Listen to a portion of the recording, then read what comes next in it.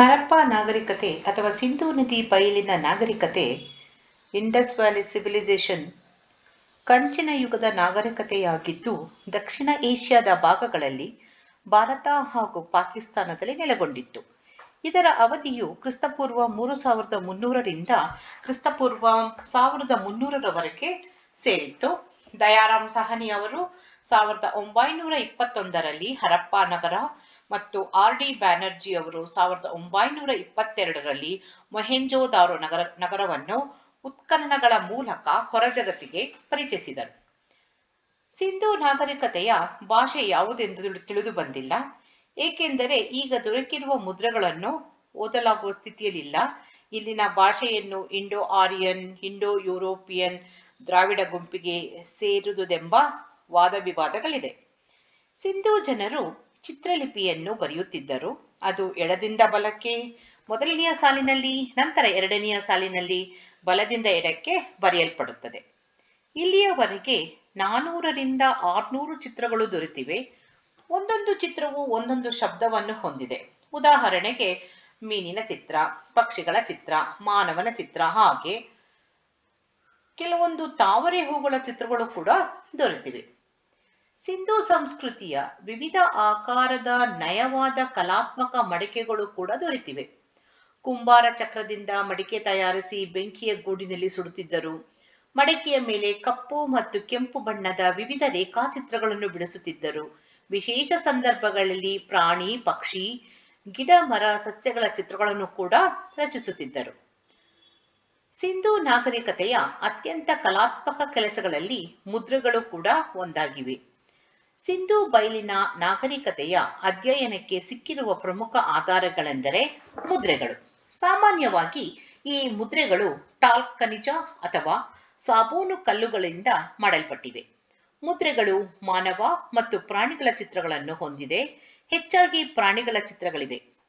ಡುಬ್ಬದ ಗೂಳಿ ಇವರಿಗೆ ಪ್ರಿಯವಾದ ಪ್ರಾಣಿ ಆಗಿದ್ದರಿಂದ ಹೆಚ್ಚಾಗಿ ಮುದ್ರೆಗಳ ಮೇಲೆ ಈ ಪ್ರಾಣಿಯ ಚಿತ್ರವಿದೆ. ಶವ ಸಂಸ್ಕಾರ ಪದ್ಧತಿ. ಸಿಂಧೂ ಜನರಿಗೆ 3 ರೀತಿಯ ಶವ ಸಂಸ್ಕಾರಗಳು ಗೊತ್ತಿದ್ದವು. ಶವವನ್ನು ಪೂರ್ಣವಾಗಿ ಹೂಳುವ ಪದ್ಧತಿ, ಸತ್ತ ದೇಹವನ್ನು ಪ್ರಾಣಿ ಪಕ್ಷಿಗಳಿಗೆ ಆಹಾರವಾಗಿಟ್ಟು ನಂತರ ಉಳಿದ ಮೂಳೆಗಳನ್ನು ಹೂಳುವ ಆಂಶಿಕ ಶವ ಸಂಸ್ಕಾರ ಪದ್ಧತಿ, ಸುಟ್ಟ ನಂತರ ಬೂದಿಯನ್ನು ಪಾತ್ರೆಯಲ್ಲಿಟ್ಟು ಮನೆಯ ಮುಂದೆ ಹೂಳುತ್ತಿದ್ದರು ಮತ್ತು ಅದರ ಮೇಲೆ ನವಿಲಿನ ಚಿತ್ರವನ್ನು ಬಿಡಿಸುತ್ತಿದ್ದರು.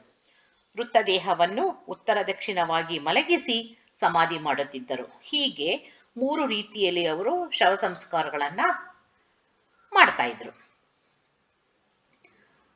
ಇವಾಗ ಧಾರ್ಮಿಕ ಜೀವನದ ಬಗ್ಗೆ ತಿಳ್ಕೊಳ್ಳೋಣ. ಮಾತೃದೇವತೆ ಪ್ರಧಾನವಾಗಿ ಆರಾಧನೆಯಲ್ಲಿತ್ತು. ಅವಳನ್ನು ಭೂದೇವತೆಯಾಗಿ ಪೂಜಿಸಲಾಗುತ್ತಿತ್ತು. ಒಂದು ಮುದ್ರೆಯಲ್ಲಿ ಹೆಣ್ಣಿನ ಗರ್ಭದಿಂದ ಗಿಡವು ಬೆಳೆಯುತ್ತಿರುವಂತೆ ಚಿತ್ರಿಸಲಾಗಿದೆ. ಪಶುಪತಿ ಶಿವ ಪುರುಷ ದೇವತೆಗಳಲ್ಲಿ ಪ್ರಮುಖವಾದುದು.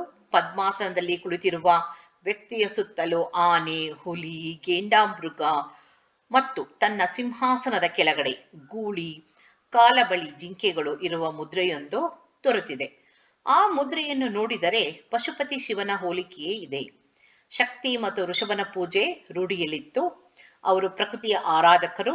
ಅವರು ಅಶ್ವತ್ಥ ವೃಕ್ಷ, ಅರಳಿ ಮರ, ಬೇವಿನ ಮರ, ಡುಬ್ಬದ ಗೂಳಿ, ಆನೆ, ಹುಳಿನಾಗರ, ಮೊಸಳೆ, ನವಿಲು, ಸೂರ್ಯ, ನದಿ, ಅಗ್ನಿಗಳನ್ನು ಪೂಜಿಸುತ್ತಿದ್ದರು.